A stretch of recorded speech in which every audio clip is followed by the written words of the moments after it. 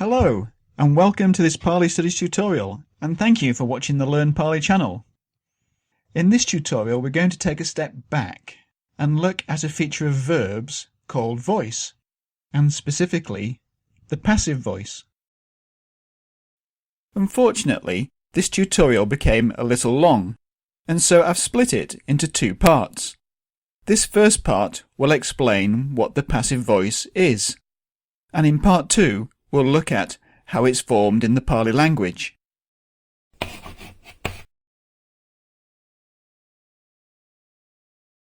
When you learn a language, any language, the first time you learn about verbs, you're learning the active voice, even though you may not be aware of it. For instance, the dog chases the cat. Here the verb is chases. And what's the subject? That's the dog, right? And what is the subject doing? He's chasing the cat. So the object of the verb is the cat. This sentence is said to be active or inactive voice because the subject is an agent doing something, the action of the verb. And so the subject is being active. And why do we say the dog is the subject? Well, in English, the subject comes immediately before the verb. Word order is important. And the dog is the one performing the action. Well, not so fast. This is where we have to be careful with our terminology. There's actually another way of saying this sentence, and that is, the cat is chased by the dog. The verb is still to chase, but now it's changed to a participle. And what now is the subject? Well, the cat now is actually the subject of the sentence, even though it's still the dog who is doing the chasing. In traditional grammar, the term subject is who or what the sentence is about, which is the cat, whilst the predicate of the sentence is what's happening to that subject, in this case being chased by the dog. And in the passive voice, it's the subject who endures the action of the verb. The term passive, unusually for a grammar term, actually makes sense. When you're active, you do stuff, but when you're being passive, things happen to you. And that's the key difference between active and passive voice. In an active voice sentence, the subject does the action expressed by the verb, whereas in a passive sentence, the subject undergoes or endures the action. But there's a bit more to it, so let's return to our original sentence. There's actually another way in which the subject is defined. Watch what happens if we make it plural. The dogs chase the cat. Notice that the verb changes along with the subject. We call this subject-verb agreement, or sometimes concord. This feature is actually much more prominent in Pali, but even in English, the verb agrees with the subject, in number and also in person. For instance, we say, I chase, you chase, but he chases. So we can say that the subject of the sentence is also the noun to which the verb has been made to agree, or the noun which matches the verb in number and person. And whilst we're on this subject, not all verbs require objects. This verb is said to be transitive because the action transfers to an object, and an object is required in order for the verb phrase to be complete. And the predicate part of the sentence must contain a verb, an action or a state of being, in order for the sentence to be about something. But that verb doesn't necessarily require an object. For instance, the dog barks. Here the verb is said to be intransitive because there's no transfer of the action to an object. And other verbs may require more than one object. Thus we can distinguish between direct objects, those acted on directly by the verb and required to complete the verb, and indirect objects, and these are usually people or animals who receive something. So now we can be more precise with our terminology.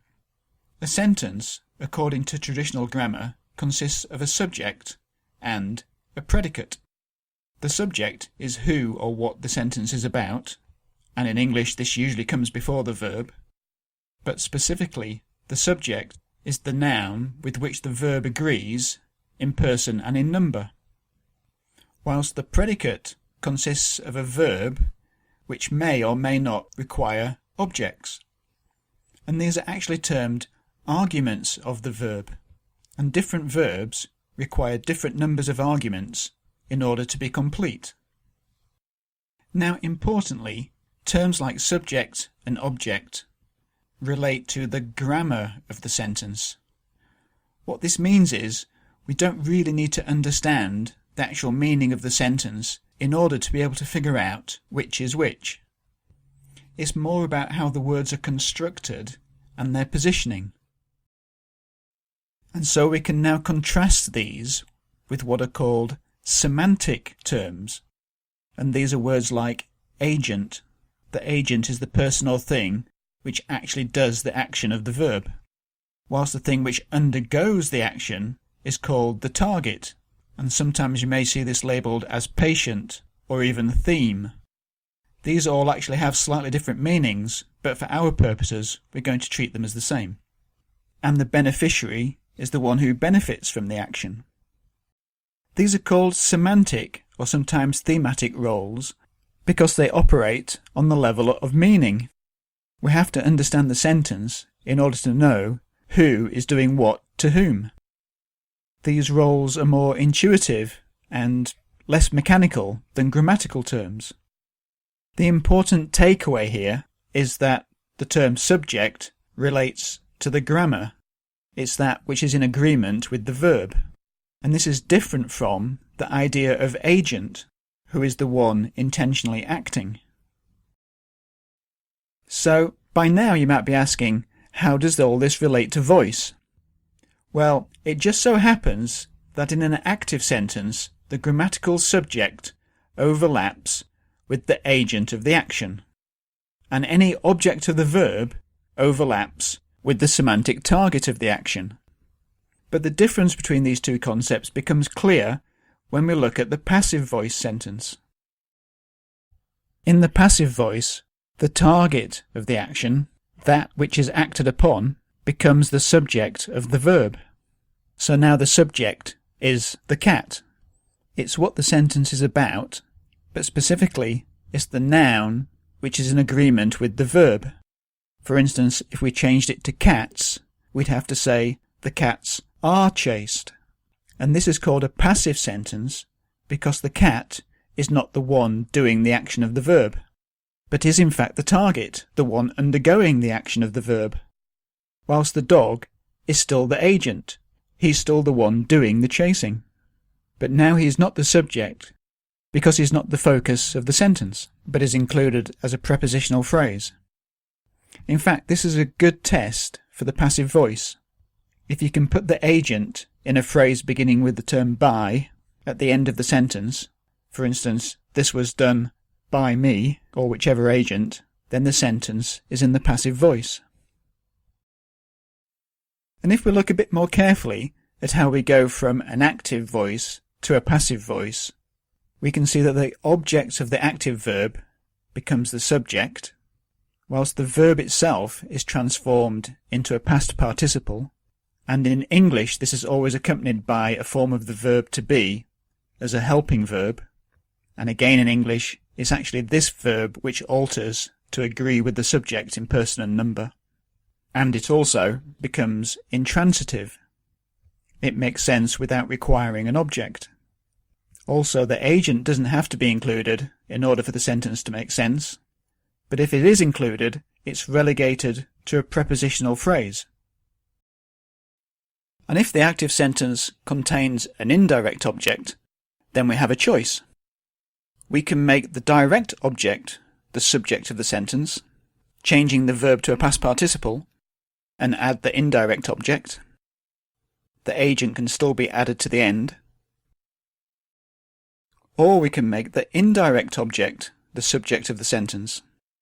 In this case, we have to change the pronoun from its objective form to its subjective form, so me becomes I, and the auxiliary verb to be must change to agree with this subject in both person and number, and to this then we add the direct object, and again the agent can be added to the end.